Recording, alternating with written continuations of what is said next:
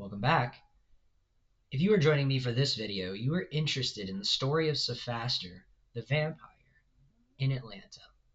We will begin this story with the first night that they arrived to the Dinner of Darkness. I'll be telling the story out of character and doing my best to recollect all the events that transpired. If I forget somebody and we had an amazing interaction together, please get in the comments below and tell me about the interaction. If Sapphaster said or did something cool that was left out, definitely get down there. It has been several months now. I recorded one of these videos originally right after the event when everything was fresh in my memory. I have notes that I've reviewed, but unfortunately that video was like 3 hours long and Twitch took it down. So I'm re-recording this for those who might be interested, and I'm going to try and hit the main points that were accomplished by the Vampire Sapphaster in Atlanta that some of you may be interested in and some of you may want to build upon later. And if not, maybe you're just intrigued and amused by the stories of vampires at Darkness Emergent. I'll be telling this out of character. However, if you are interested in an in-character retelling of this, please like, subscribe, get in the comments, and let me know. All right? So, first things first, the Vampire Sapphaster. Sapphaster is a Ventru. He is a former member of the circulatory system who has gone rogue. He is an independent. He is a social caitiff, meaning that he is not a recognized Ventru. He never passed his board certification, which is a thing the Ventru have to do to get recognized in their clan as a full status member, which means things like, hey, you can't go after their assets, you can't kill them, they're a recognized kindred, you can't blood bond them, you can't hurt them. All of those privileges that are afforded to a full status vampire and a full status Ventru, Sapphaster doesn't have. So he's been a street level vampire for a while now, on the run. I'll get into his backstory in a different video for those who might be interested. But for now, I'm going to leave it a little vague because I would prefer for you to experience the mystique of Kindred kind of being introduced to Kindred Society for the first time and the moves that they're making without necessarily understanding all of the motivations behind them. I will tell you that the primary objectives for the Vampire Sapphaster in Atlanta were two things. Number one, he is accompanying his paramour, the Vampire Morgana of Charlotte, to try and help establish a delegation between Charlotte and Atlanta. He wants to get in good with the new court.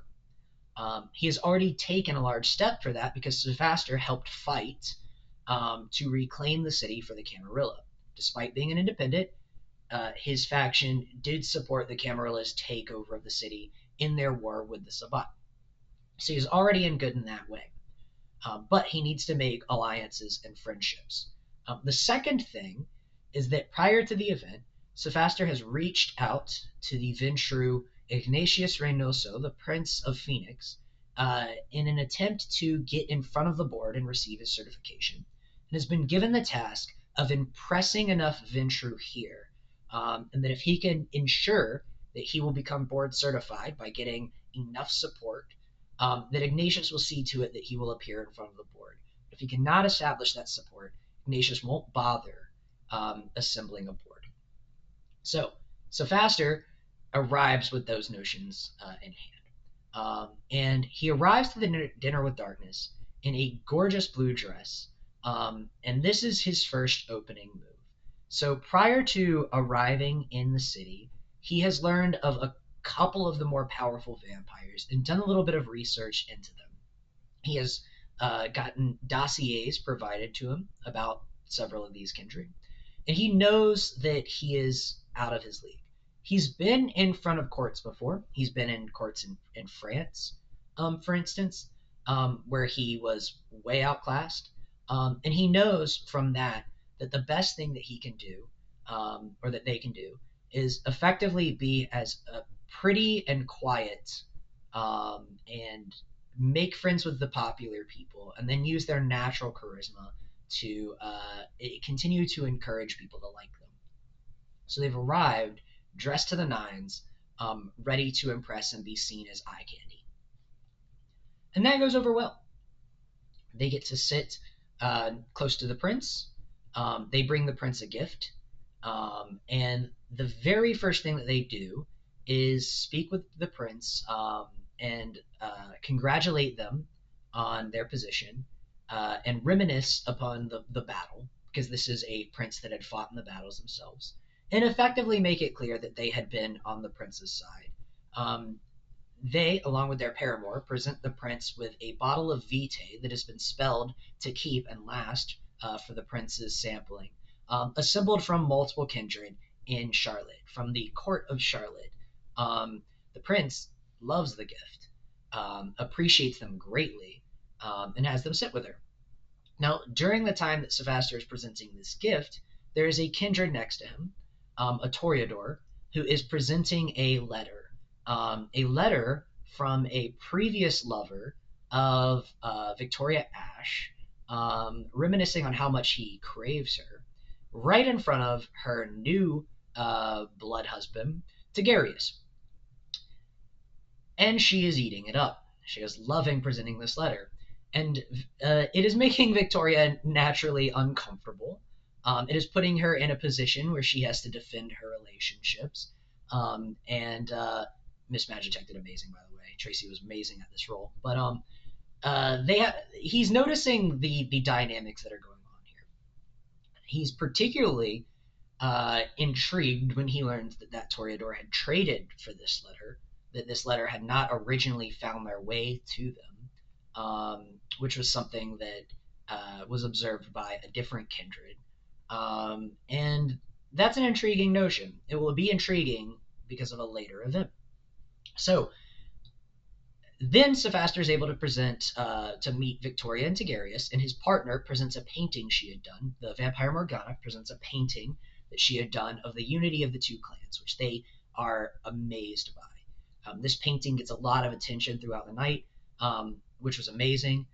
Sapphaster had to participate in some of those meetings because there was a little bit of tension on whether or not somebody might be defacing the painting. And there was a lot of appreciation and jealousy on the part of the prince, but the prince also enjoyed their gift as well. The conversations during the dinner were intriguing. Mostly Sapphaster got to sit and listen to the kindred jura, Redson, talk about their perspective on vampires and how they believed that the entire conflict between Anarchs and Camarilla boiled down to food availability, and how they believed that if they could create a stable food supply in the city, that there would be no need for conflict. Really kind of establishing who they are in front of Sapphaster's eyes. And this is important because this will come into play in a bit. The dinner goes well. Sapphaster gets to hear many of the main personalities stand up and announce who they are and what they believe in and what they do before the events of the Meet the Court transpire. So after the dinner, when more of the kindred that have been invited to the prince's illustrious gathering show up, more the VIPs, if you will, arrive, Sapphaster gets to witness all of the crazy events that are taking place on the floor, the events from the vampire tick and all that other stuff. And then he sits down for a little bit and he has some discussion with some different kindred. He meets Amaryllis Talcott. He meets Sam Savadon. He meets Pastor Joseph, or Jacob, Pastor Jacob. He meets several Toreador, the kindred the viceroy. He meets them, and they invite him to an anarch gathering later that night. Even though they establish themselves as an independent, they say, "Well, you're halfway in the club," and he gets a particular invite. He also gets to speak with Eloise. He gets to meet with Lucius Duquesne, and Lucius Duquesne informs him that there's something happening with the Malkavians. He begins to look around and figure out what might be happening with the Malkavians. That becomes something he tries to lock in on because Sapphaster is a friend to the Malkavian clan.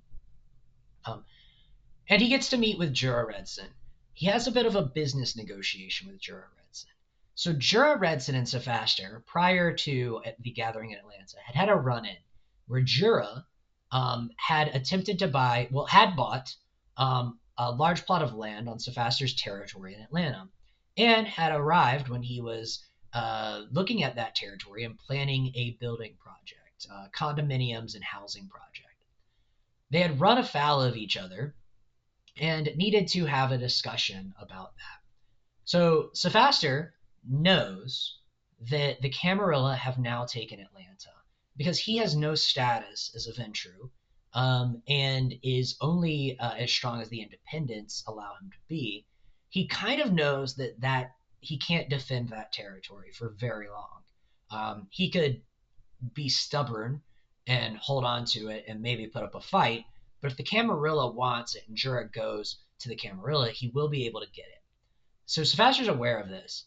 So he approaches Jura about the territory with an offer to sell. He essentially tells Jura that he wants three things for the territory. He wants 20% of Jura's earnings. He wants 6 months feeding rights on the territory while he tries to find something else. And he wants Jura's support in passing his board certification. Jura counters with 50%. That's right, 50%. That's not how math works. Except Jura wanted more. Jura offered Sapphaster 50% if Sapphaster would sign up for Jura's accounting, if he would let Jura be his mentor. That's a no deal for Sapphaster because he already knows that Jura's circulatory system.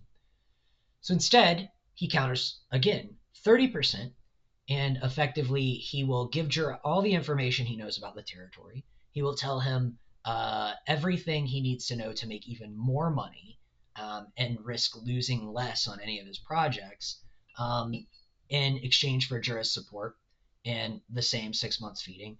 And he will not interfere in anything Jura does. In other words, he'll move Jura down on his list of people that he's threatened by. Jura sees that as a deal. So they make the deal. Jura offers him a year to feed. No issues. And so the two kindred come to an accord in front of other members of the executive board. And they essentially show everyone how business is done. And Sapphaster steps away, feeling like he's accomplished a lot by trading away something that was quickly plummeting in value to him, in exchange for a lot of monetary gain. Whereas Jura knows that he has earned himself an ally with an otherwise young fire-starting vampire and moved himself down on that vampire's list of enemies. Jura has also gained substantial insight and knowledge into the workings of a territory that he has acquired. So they immediately are in a slight alliance, even though they don't really agree with each other. Jura says that he likes Sapphaster, and Sapphaster could care less about Jura's opinion, but he agrees that they at least both like Sapphaster. So he returns. He meets with several Tremere. He learns that his paramour had met with several Tremere. And he meets with one Tremere that had a Zamitzi pendant, which he found interesting. And he tries to help Lucius investigate this Malkavian issue, but they're not able to make any headway. And then we proceed to the Seraphin Lounge. So we go to the Seraphin Lounge, and at the Seraphin Lounge, Sapphaster chooses to sit back and watch the goings-on of other kindred, much to my dismay, because I'm a party animal. But my character has no idea what's going on. So he's going to watch it as events transpire. So I watch a couple meetings between clandestine kindred. I catch vision of a few kindred that walked into the back to have a private conversation and weren't necessarily paying attention to me sitting there and watching. And then the meeting with the Anarchs starts. So I make my way over to that meeting, and I sit in, and effectively, it's just a discussion of introducing ourselves. I introduce myself. I get to meet all of the major Anarch players at this event. Not all, but many of the major Anarch players at this event. I meet them. I learn a little about them. And effectively, what gets communicated here is that the Anarchs are going to try and rally as much support to support Germain as they possibly can. Which was obvious. We knew that I knew that was going to happen. Sapphaster knew that was something that they would obviously be doing, but it was curious. At this point in time, he doesn't know how this is going to go. And he also thinks that maybe beyond this trial, Tigarius is on trial because he pretty much thinks this is a done deal, right? Germain is going to be found guilty. He's in a cameraless city. There's nowhere to escape, and they're going to drum up whatever evidence they need. And so he's pretty sure that he doesn't really know the outcome in terms of like how they're going to get there, and if he is found innocent, he doesn't know what like is going to happen from that. But he feels like Tigarius is more on trial than anyone else because Tigarius is this big newcomer to the Camarilla that is supposed to be like showing that there is a new path forward. He also thinks that maybe the reformed Camarilla is on trial. Um, but he doesn't really think Germain is the subject matter. But he does find that interesting. After they break and he takes a seat by himself, he attracts the attention of Evelyn Craig, who had been watching the meeting with interest but couldn't take part in it. And Evelyn isolates him and attempts to figure out what happened at the meeting.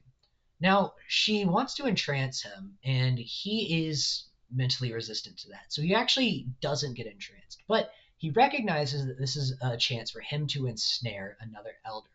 And so he leans into it, pretends to be entranced, while he embellishes what happened at the meeting. Effectively, he reads between the lines to make it sound more sinister. The Anarchs are looking to drum up support in any way that they possibly can, including threatening, blackmailing, pressuring, intimidating, whatever it's going to take to drum up support for Germain. This intrigues her, and she offers to give Sapphaster a boon in return for this information. Sapphaster lets her know that he doesn't like boons. He feels like once somebody gives a boon, all they can think about is repaying that boon, and it becomes a transactional relationship instead of a friendship. And what he wants is a friendship. She agrees to the friendship. She decides that a friendship is something that she is actually interested in. And so Evelyn Craig and Sapphaster begin their Mean Girls friendship at this point. The player is amazing, by the way. Now, Sapphaster realizes that was a decent exchange, and he hears about this scavenger hunt that the elders are providing to the neonates in exchange for favors and coin currency. And he decides to participate in that really quickly. And while he's participating, the kindred Jamie Shaw, an ally of his that he had helped some time back, approaches him, introduces themselves, and lets Sapphaster know that they've found something disturbing. They have found Church of Cain propaganda. And Jamie Shaw used to be in the Sabbat and fears the Sabbat's influence because they had to escape from the Sabbat. And so this terrifies them. And a few other kindred are angered by the Church of Cain propaganda. But while they're getting angered, Sapphaster, who has spent time amongst the Church of Cain, is trying to figure out exactly what this propaganda actually means and who might be responsible for it. And so he realizes that the entire setup was arranged by the hosts and everything is precisely in the tastes of those hosts, and that this coaster did not find itself here on accident because the aesthetic matches. So he realizes that it's probably one of the hosts. Now, there are three hosts of the Seraphim Lounge. Caspian, Saint Michel, who Sapphaster has spoken with and already likes and made a small friendship with at the dinner and at Meet the Core. But he knows that Caspian is a Michaelite. He worships the dream or follows the dream. He also knows that the other host is Kamari, a Church of Set member, because Sapphaster is Church of Set. He is one of their assets. And so he knows that this isn't their propaganda, which leaves only one remaining, and that is the Vampire Camilla. He also knows that the Vampire Camilla is Sheriff of Phoenix and tied closely with the Prince of Phoenix, Ignatius Reynoso, and it could be his. He's not sure if they're Church of Cain together or if it's just Camilla or if it's somehow just Ignatius, but he is convinced that she has something to do with it. So he brings the coaster to her and asks her if this is her, to which she replies, "Yes, we'll talk." Unfortunately, they don't get that opportunity in Atlanta, but he does now know a little piece of Camilla, a kindred that terrifies him. We'll back things up a little bit here and say that when Sapphaster was coming to Atlanta, learning that there was a high-ranking circulatory member who was who was an asset of the Camarilla, a sheriff of a powerful court, was his worst nightmare. An Ancilla La Sombra that was just more powerful than him in every single way. And so this is the very first piece of information he has outside of a dossier on her that gives him insight into who she is and what she may be, what her goals may be, what her ambitions may be. So he takes note of that, and begins to figure out how he can work that into his dealings in the future. He also spots a little bit more of the Ida Toledo situation. And if you're interested in that situation, you can check out the Reactor Syrinx or Summoned Stories for a little bit about what's going on there. But let's just say that between the Dinner with Darkness and Meet the Court, Sapphaster has been paying attention to their drama. They have multiple times sat in front of him, or Ida has thrown more than one fit inches away from Sapphaster. And he sees a little bit of what's going on here and begins to kind of wonder what exactly is happening. Now, before the night ends, Caspian lets Sapphaster know that he's gotten into some trouble.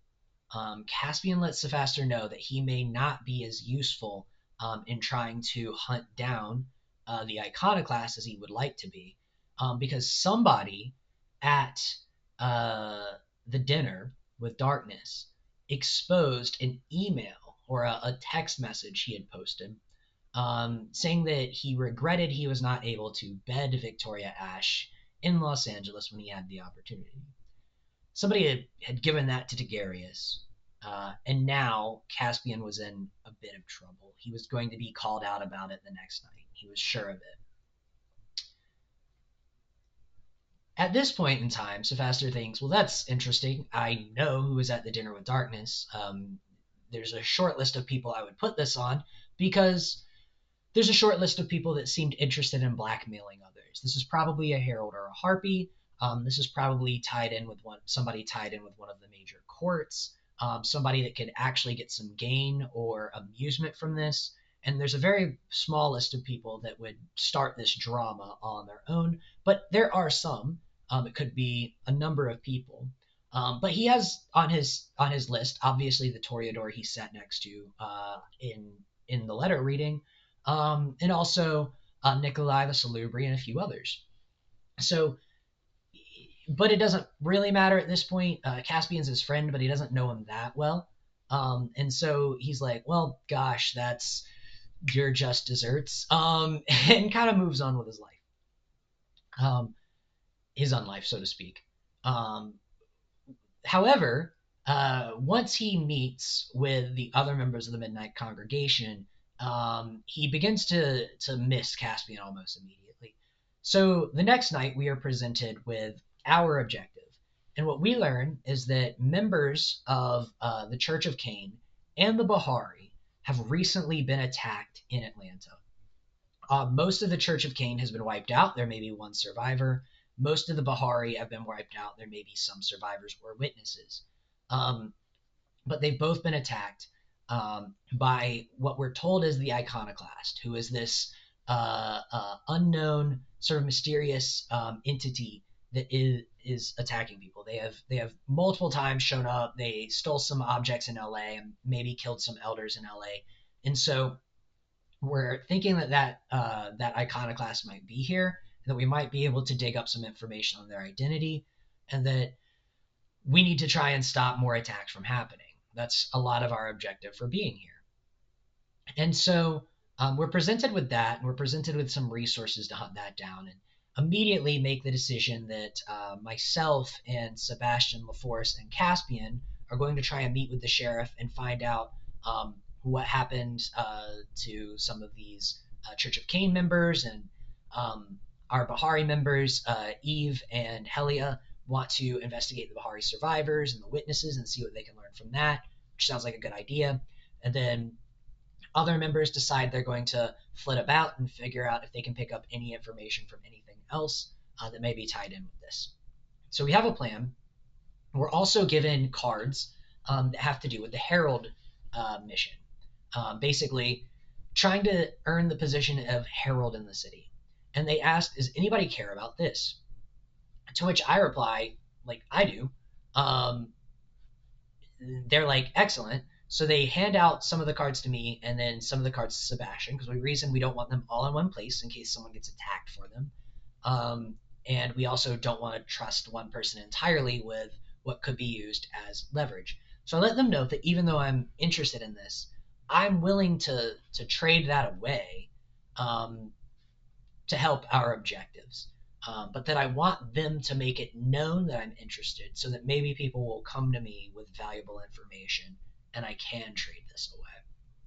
In other words, Sapphaster doesn't really care about being Herald. He'll win if he can win, but he really doesn't care. He wants people to think that he wants to be Herald because he wants Ventru to find him and try and make a deal or support him. It's a calculated announcement. So he makes that deal, and then we find a letter implying something going on in the Chimera group. In fact, we read the letter and figure out that there may be some sort of spy or agent working against the Chimera group, either from within or outside the Chimera group.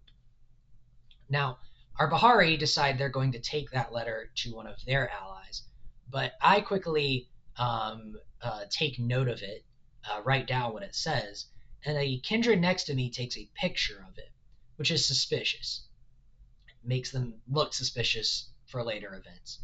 And then we scatter.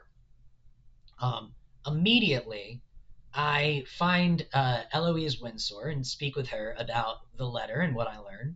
And she takes notes, and she tells me that somebody may be trying to sow distrust amongst the Chimera group or towards the Chimera group, and that we are an alliance and not to let that happen. Which that's my first note, and I'm like, okay, here's my ally, and they're saying there may be some sort of campaign against them, so I'll trust my ally. And they give me little more info than that. And then I meet Morgana, my paramour, and let her know the same thing, and she says, yeah, that they think they have a spy. And I find out from both of them that another member had lied about how many cards they had received. Specifically, that they had not received Herald cards, but they had. So that was interesting. So, learning there's a little bit of a game afoot there. And I then find out that Sapphaster finds out that the sheriff knows about a box. So we get a meeting with the sheriff. We speak with the sheriff. And we learn there's a cursed object, a cursed box that we're trying to recover. The sheriff lets us know that the cursed box is possessed by a group of people. We go and find that group of people. I believe it was Ayla Cord and Jura. I know Jura. So I find out it's them, and that's intriguing to me because I've already had one dealing with Jura, and I know those go smoothly. And when I approach, Lucius Decane is already there, and he's demanding the box. He needs it because apparently he believes that it is tied in with the thing going on with the Malkavians. And so I get over there, and I learn that what they are doing is they're trying to sell the box for cards for the Herald competition. Well, I happen to have a couple of those, so I let them know that I can trade a couple different ways. They want a card or two cards for the box, and I tell them that I have a pair of aces and I had a jack, I think, maybe like a 10 or something. It was a high card. And I was like, they could either have the jack or the pair of aces. There may be something with a pair. Would they be willing to trade that? Jura said yes. So I purchased the box, but before I can take possession of the box, Sebastian LaForce, who was with me, obfuscates and hides the box. And then immediately upon me stepping away, Lucius Decane dominates me into giving him the box. Well, I'll have it. So this is a little bit of a double mix up here. Number one, Sapphaster has the ability to resist a dominate power. I did not use it. Number two, the player for Lucius, a good friend of mine, forgot he has rationalize. So I'm like, I don't have the box. And I was like, but um, I'm going to forgive you for what you just tried to do to me because I know you're helping the Malkavians, and I will let you see the box. So we step aside. I let Sebastian know it's fine. He produces the box. We open the box, and we find inside a puzzle box. Now, the puzzle box is cursed, and we've been warned that it's an ouchie curse. If you touch it, you get hurt. And so Sapphaster is like, I'm not sure if there's more to the curse than just an ouchie, right? Um, I'm not scared of an ouchie, but if like this is some 50-year curse that gets attached to me, I don't want that. So he kind of pushes Lucius to test it. He's like, here it is, you wanted it. And he subtly manipulates Lucius into taking the puzzle box, and Lucius is immediately harmed, substantially. And so Sapphaster's like, well, crap. There's no way we can solve this puzzle box. It was like a 6-dial box with 9 numbers. There's no way we can solve 9 to the 6th if that's how much pain it causes. We're going to need somebody who can touch the box, who has our level of resilience, and who can solve it with like the sight. So Sapphaster reasons out that maybe Sebastian needs to take this box to Eloise, and he doesn't know that Sebastian's going to go off and solve it himself, actually. He's going to suffer the damage, but he's going to effectively use his own powers to solve it. So turns out this box contained very useful information regarding the Malkavian curse and the Midnight Congregation curse. They were quest. They were a little conjoined at this point. So Sapphaster goes around, he checks with some of his allies, Amaryllis again. He learns that there's a mark that is spreading out through the Malkavians, and they're hearing a mysterious voice. That's uncomfortable, and he knows that he wants to help with that, so he's hoping that gets solved. And who should find Sapphaster but Jamie Shaw? So Jamie Shaw finds Sapphaster and tells him, hey, Sapphaster, I'm being blackmailed by the Sabbat. They've taken a family member of mine hostage, and they want me to help some Sabbat members somewhere. I don't know. It seems to, I asked around, and it seems to be something to do with this sewer raid. And so Sapphaster's like, what sewer raid? And he's like, yeah, there's apparently a sewer raid on the Sabbat. Sapphaster was like, all right, sounds like we're going to a sewer raid. So he gets pulled away, lets Sebastian try and solve the puzzle, and heads to the sewer raid. Along the way, he checks in with Lucius, and he's like, hey, Lucius, don't know what's going on, but if we want some answers, it may be tied in with Sabbat, it may be tied in with the sewers. We're going on a sewer raid. You want to help? This kindred needs help. And Lucius says, absolutely. So we form a little 3-man party, and we go and join the sewer raid, which was almost like 20 people by this point, but we kind of get to sit in and join with a couple other people. So this is a lot of fun. It's a little bit of a dungeon dive. We go through some traps, and the traps are very important because along the line, we get hit with flashbang grenades, which stuns a lot of our heightened senses kindred. And then we get blown up by incendiary grenades. Now, the storyteller pretty much was moving things along, and he was like, if you have heightened senses, you're stunned. And then if you have fortitude, you can activate it. And then if you have celerity, you can save 2 people. So Sapphaster had 2 levels of celerity. He has Quicksilver and Rapid Reflexes. So I was allowed to save 2 people. So I saved Jamie, thinking Lucius is going to be fine because he's bragged about how indestructible he is. I leave him, and I save Camilla. Now, Sapphaster has a couple reasons for saving Camilla. The first is that he doesn't know what's coming next. There could be an attack by some sort of Sabbat band. And if that's the case, he wants to make sure he's got a powerful weapon on his side, and the Sheriff of Phoenix seems like a powerful weapon. But also, he has spoken with Camilla a couple times at this point. He's interacted with her at a photo shoot. He's interacted with her at the Seraphim. He's interacted with her the night before. He hasn't spoken with her individually, but he seems to recognize that she is a at least honorable vampire, and he thinks if I save her, maybe she won't immediately kill me. Maybe she'll be like more apt to leave me alone. Um, and also she might owe me one in the future. So he saves her, and he watches Lucius take 5 separate large-scale explosions to protect the kindred behind him. And he realizes a couple of things at this point. He realizes, number one, I may have just achieved a small victory against Camilla, and he's arrogant about that. But number two, this is my chance to take out Lucius. And he kind of has a crisis moment where he has to determine, is Lucius more of a threat to the kindred society and humanity or not? Like, what is the ultimate fate of Lucius Decane? And he decides, after seeing Lucius take all of those hits, that he likes Lucius Decane. And so, in that moment, he determines that he is going to protect Lucius.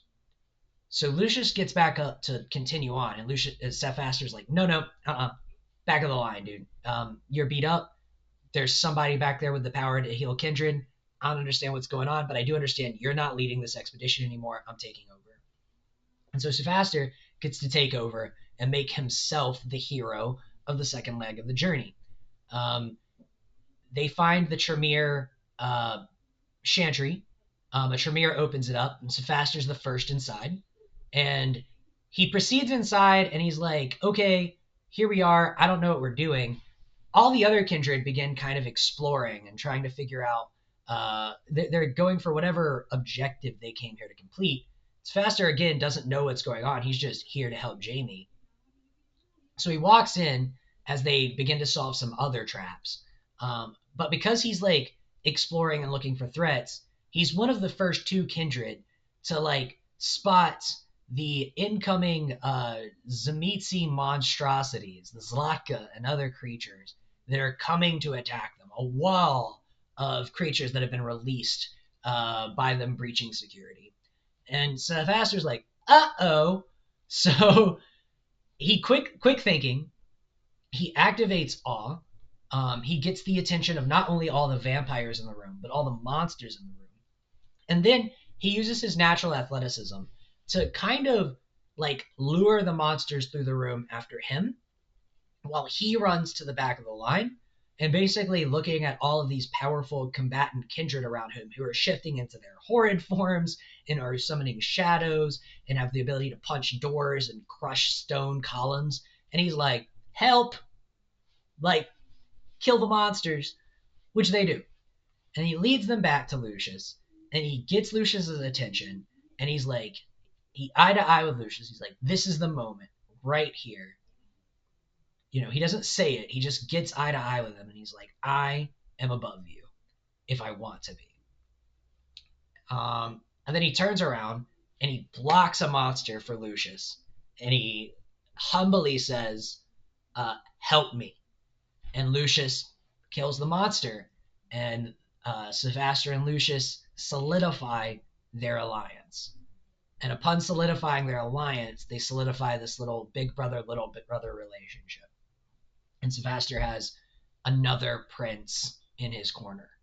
And that prince promises to support him in his bid to become a Ventrue.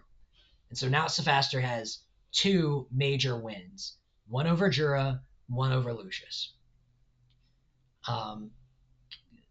Not long after he returns to the surface is he approached by a rival, the Ventrue Amaya.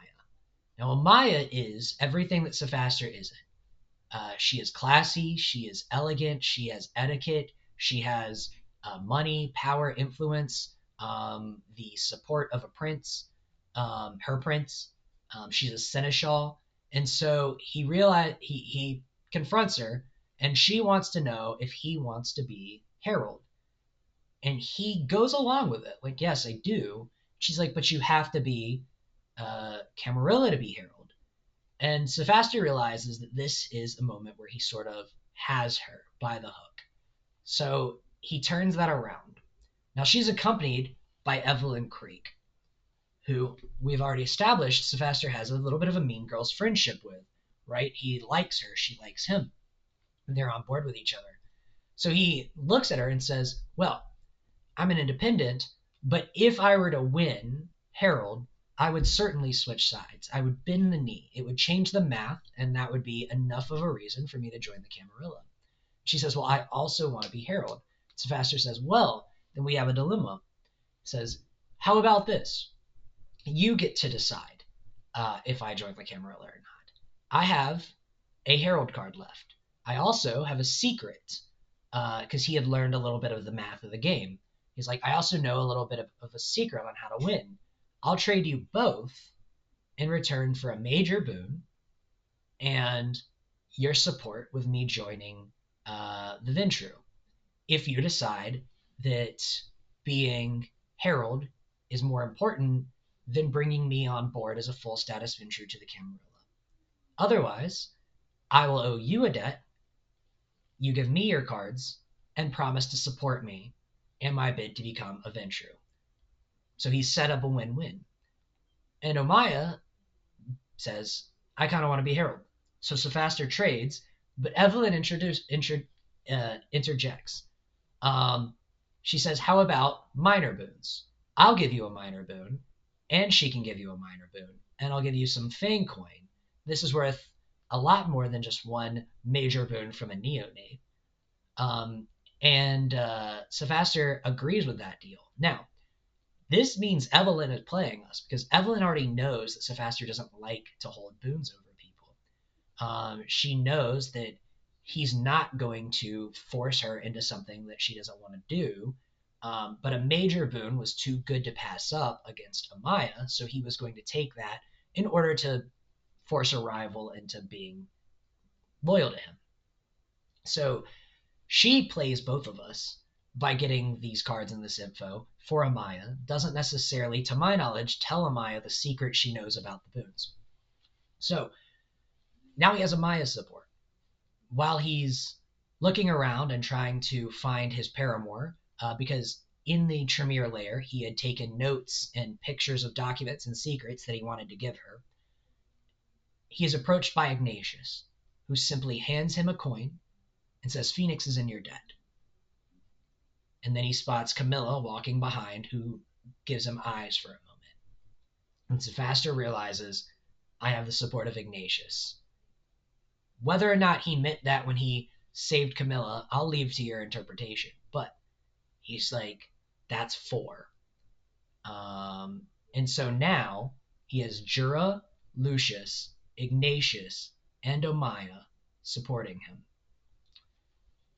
He also spots Clyde Lawrence. Clyde, who is hurt, was in the sewers. Clyde thanks him for protecting them in the sewers. And Sapphaster's kind of like, yeah, absolutely. And really, he's like, I barely even knew who was there, man. I saved the people I saved. But he's like, so, do I have your support in becoming a Ventru then, in passing the board? And Clyde Lawrence says, yes. Now, Sapphaster has one more move, and that is to solidify that Eloise will support him. He's already aligned with Eloise, so he believes that he has her support, but he needs to lock it down. Well, he gets approached by Pastor Jacob, who is a La Sombra and a prince of a smaller city, who comes to him and basically says, hey, been looking for you. We met at the Meet the Authority. I need your help.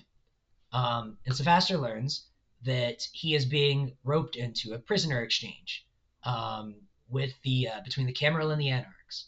And Jamie comes back and says, yeah, I need this too. These are the same Sabbat that are blackmailing me, and they've said if I help with this, they'll release my family member. So Sapphaster's like, well, dang, now I have to help save my little buddy and as many lives as possible. But he gets informed that they don't have all of the victims. Apparently, of the Sabbat, 2 or 3 of them met final death, whereas all the Camarilla were supposedly still alive. And he's like, uh-oh. So quickly, Sapphaster's like, I'm screwed, and I need to do something quick. And then Caspian comes to him. And Caspian grabs him before the night's over, and he says, Sapphaster, I've spoken with somebody. There have been visions about what's going on with us. Masks upon masks upon masks. And Sapphaster says, um, we have infiltrators in the Midnight Congregation. And Caspian's like, yes. And he's like, so there's a spy? And Caspian's like, there are multiple spies. And Sapphaster's like, dang. Now, at this point in time, I start doing some mental algorithms and trying to figure out what's going on. And I'm panicking because I'm just screwed from multiple angles. And then I spot the prince, and I make my way over to the prince. I ask for the prince a moment of her time, and I tell her that I have been recruited for this prisoner exchange. And I let her know what is going on. And I ask her, I say, what am I authorized to do to get these prisoners back? And we have an exchange. We throw checks back and forth. So Sapphaster wins every check against the prince. And we have a heart-to-heart moment where she realizes we're both on the same team. And she says, I trust you to do whatever it takes to get my people back. And Sapphaster's like, whatever it takes, I'll bring them home. And so now I'm like, small victory. The prince has authorized me to do whatever it takes to get these people back. But there's also a political catch there. The prince can't look weak. I can't just let it be known that I have a blank check. I am an independent. I can't let it be known that I'm working for the Camarilla in this way. And I can't let them know that this is the objective that I'm pushing for. So there's a little bit of I can't just tell people this. I have to keep this inside and steer things by letting them know things will be done. And I can lie at any point in time because I'll be telling the truth. I can make whatever needs to happen. So at that point, I meet back up with my paramour, and we actually leave the event and begin reviewing her notes. So she has learned that there are multiple spies, or at least one spy, amongst her group, the Chimera group.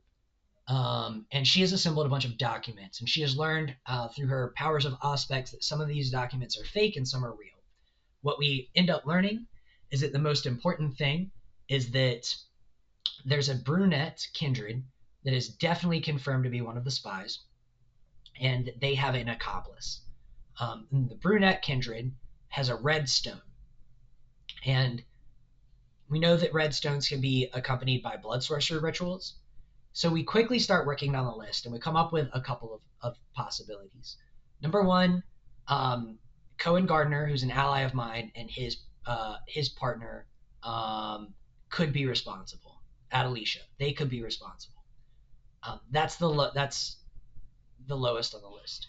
Number two, Eloise Windsor could be the brunette, and she has a lot of ties, and everyone's trusting her. And she told me that there would be someone attempting to break up the group. And then Morgana comes to me with this information as though she's the one sowing discord. But I trust her implicitly. She's my paramour. So now I'm thinking, why did Eloise tell me that? That's very suspicious.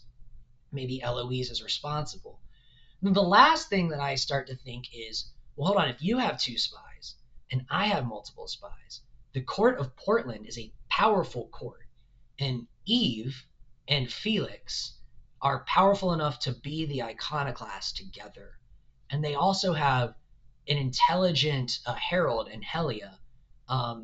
They could be engineering this whole thing. They could be the iconoclast. They could be your spies. This could be a gigantic power play. And it would make sense, and it would give them all the resources. And they tried to take our letter and possibly keep it a secret by not getting it to the right person. And they also talked to one of our witnesses, and no one else has seen or talked to that witness since. And they're trying to get a lot of our money to buy information, but they're the ones collecting the information. So in a way, there's three leading things here. And now I'm starting to suspect Portland heavily. And on top of my suspicions of Portland, I start to think, well, if it is Portland, then maybe Caspian being removed from our group was part of the plan, because you can't pull a major power play if Caspian is it's still embedded in our group. Maybe that means that it was definitely Helia who exposed him, because or Nikolai, who appeared to be Helia's partner, because that would mean that Caspian was distracted and couldn't read minds. So I come up with this plan. I'm like, so in that case, I have to use Caspian's mind reading ability right away tomorrow. So immediately upon day 2 starting, I get into the events of the night and start setting up spies and interviewing people and trying to figure out who could be a spy. And find out that Eloise had the redstone. So I'm like, crap, it's worst case scenario. It's Eloise. All right, well, that doesn't necessarily mean that Portland's not involved. So I need to get that out of the way. So I come up with this idea with Caspian that we're going to publicly challenge Prince Eve. We're going to be confrontational and draw her into a conflict and read everyone's minds in that moment, because the iconoclast will see this as them skating under the radar, or they will see this as to their amusement. They will see this as the discord that they want to sow.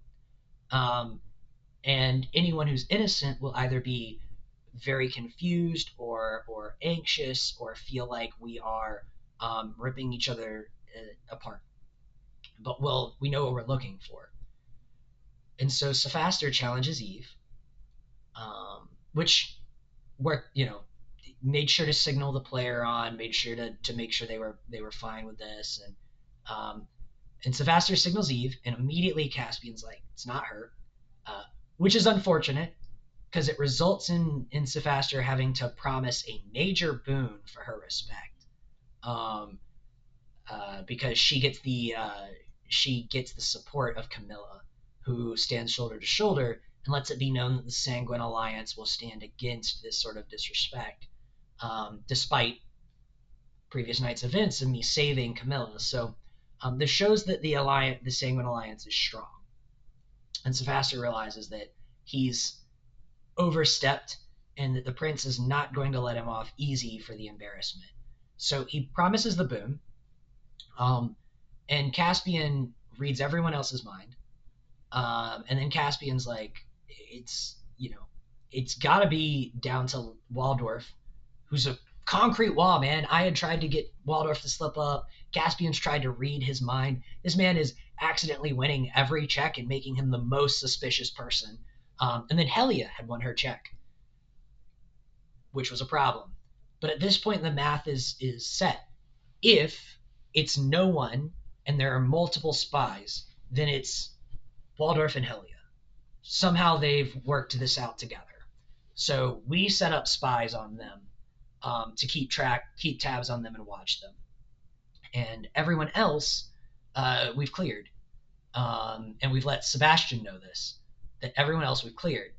So we're spying. So now all of our spies who were on Eve and Portland and Eloise are focused on Eloise and Helia and Lazarus, because we're convinced they're all spies. And then we come up with the information that Felix was a spy. Now, I quickly trade this information. I quickly tell Prince Eve, hey, that major boon that I owe you, I'm getting ready to pay it back. Your sheriff is compromised by the Second Inquisition, may be a spy, may simply have slipped up, but I'm telling you this so you can get ahead of it. You can shut this down and deal with this however you want before it becomes a major problem. And I could tell other people this information, but I'm not. I'm telling you. And she says, I'll investigate the situation, and if that is the case, whether or not this pays off your boon. So she does. She goes off and does that. I speak with Evelyn Craik. We have a nice conversation about the trial. I ask Evelyn Craik, simple question. Do you think this trial, Jermaine is on trial because of what he did or who he did it to? She tells me, interesting question, who he did it to. I say, fine. then I have a proposal for you. You owe me nothing. We are friends. If I can cash in that boon, it will only be that you will vote your heart and nothing else in this trial. She agrees. So the trial then takes place. Sapphaster has a watch on multiple people: Eloise, Lazarus, Helia, Evelyn Craig, and uh, Germain is found innocent, or he's at least released from the red list. He's at least cleared of all charges. That is interesting. Sapphaster at first thinks, excellent. As a society, we've proved ourselves. We've shown that we can be above it all. We're not simply a feudal society, and we're essentially we're able to forgive a kindred. This is the best possible outcome. But then he spots Alex. Alex was a Ventru. Alex had switched sides during the trial. Sapphaster had learned from Clyde and a couple Toledo that Germain had maybe had his humanity restored, and that maybe he was hearing the beckoning. And so he spots Alex, and he notices that they are calm. They have switched sides during this trial. They were one of the key elements in the Anarchs winning, and they're calm. And everybody else is excited, but they're calm. And Sapphaster realizes in that moment, holy crap, the Camarilla just cut the legs out of the Anarch movement. They won. Because the Reformed Camarilla just proved that they can pass fair judgment, that a red lister can turn themselves in and walk away scot-free of all charges if they're truly innocent. Which means that all of this, the Camarilla is unfair, the Camarilla doesn't allow us to succeed, the Camarilla is archaic and they'll kill us. All of that was nonsense. The Camarilla cut the primary recruiting tool of the Anarchs out from under their legs. And Alex was the Ventru genius who saw to it that that happened. And he wonders in that moment, did Toledo know? He wonders in that moment, did the other Camarilla know? Was this a plot? Or is Alex the only one that realized how she could crush the Anarchs in a single blow? So that was a realization. Evelyn Crate came over upset at the outcome. And Sapphaster let her know, like, this is just a chance for Germain to mess up. He now has to be perfect for eternity. And she says, we'll be watching him, maybe you, type of thing, the way she looks at Sapphaster. And they part ways.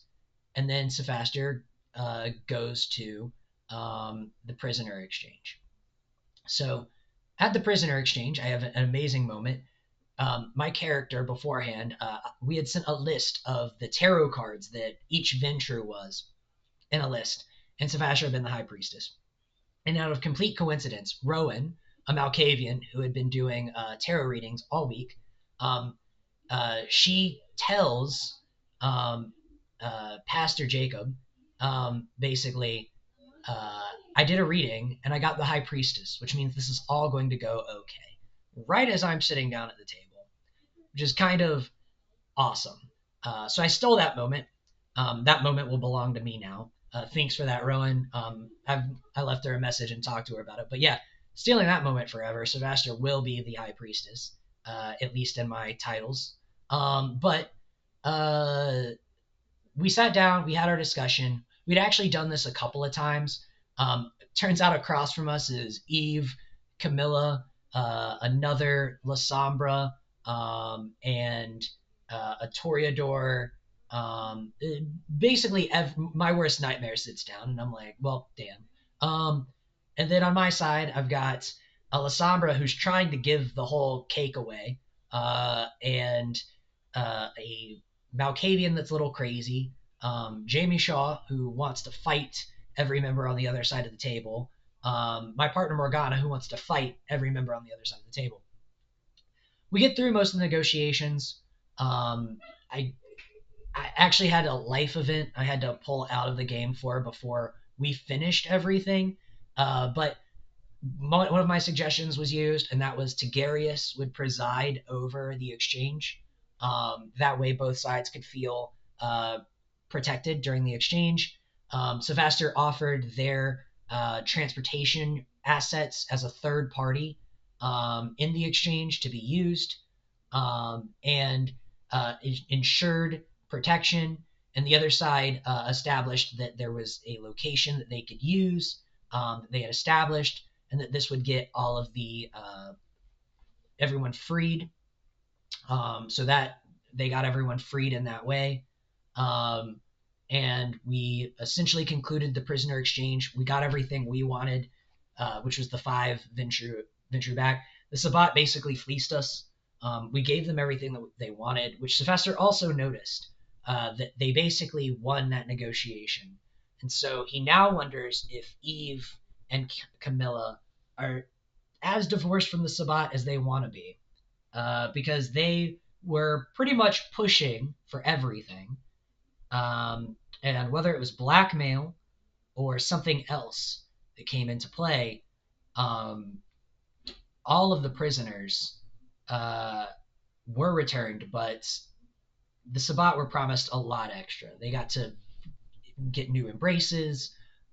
They got made whole. Prizes, boons were exchanged. Information was wiped away. Lots of things happened in that moment. And that may come into play in the future as Sapphaster is now maybe, an enemy of Portland. So that was intriguing to see the end of. But that's pretty much ended Sapphaster's night. Now, before that ended, Sapphaster had meant to confront Eloise on what was going on. Eloise and I had to kind of work through that after the fact, but he did let her know that he was aware that she was the spy, that he had caught on to that. And after the fact, in the post game, had spoken with her about the fact that all of the stuff that had really happened behind the scenes, she wasn't a spy, she was just compromised, had happened because of her feeding type. She was a consensualist. And so he kind of emotionally blackmailed her into letting him retrain her into being something else in exchange for her total support from there on out, in his endeavors, which she offered. So he got her support. So at the end of the Darkness Emergent, Sapphaster had unfortunately ended up owing a small price to the Court of Portland, in that he owes both Helia a trivial boon, for some of his accusations coming to light. He owed Eve a major boon, which he presumably paid off. We'll see if they agree that that was paid off later. And ended up departing, by my writing, because he had to facilitate the prisoner exchange and help with that, and not getting to catch the end of the proceedings. But he had also already solved what was going on with the Midnight Congregation, in both, I think, what he had learned and figured out, and the post game analysis and wrap up and what we actually learned at the table. Because Sapphaster's for intelligence, he's smarter than me. He figured it out. So he didn't have any need to participate. And that was that the Midnight Congregation themselves had been the ones attacking and causing havoc. That they had been using us as spies to gather information on their rivals and then taking them out. That we were effectively just a group of naive spies here to funnel information back to our respective churches, who are using that against their opponents whenever they can. Now, Sapphaster doesn't believe this is actually the iconoclast. While that was what was presented as the iconoclast by the Seneschal, Sapphaster believes actually that's just what they decided to do when the actual iconoclast appeared. Like, they decided to use that opportunity to make mass attacks. So he still believes the iconoclast is real. He believes that uh, the Midnight Congregation was a good dream, but that he had been completely right about all the members of it. He had learned that Eve had attacked a Church of Cain member. He had learned that Helia was, in fact, behind um, the situation. Uh, and so walking away, he basically thought, like, arrogantly, I've solved these people. I don't need these people anymore. This is not what's going to help me. So when the Midnight Congregation was disbanded, he decided to approach another group using the Church of Set.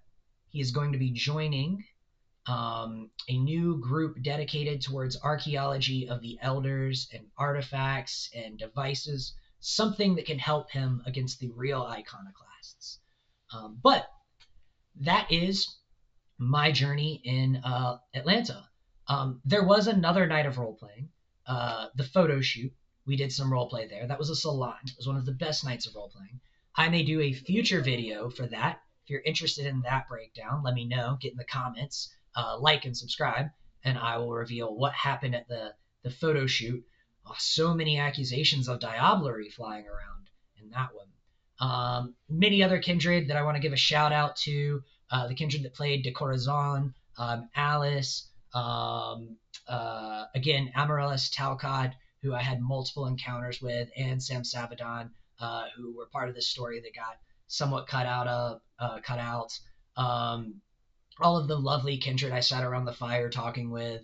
Um, you were all amazing. Anyone that I forgot, I promise it's just been 3 months and I'm trying to run through this and keep it as close to an hour as possible. But I will see you all in LA. Thank you and good evening.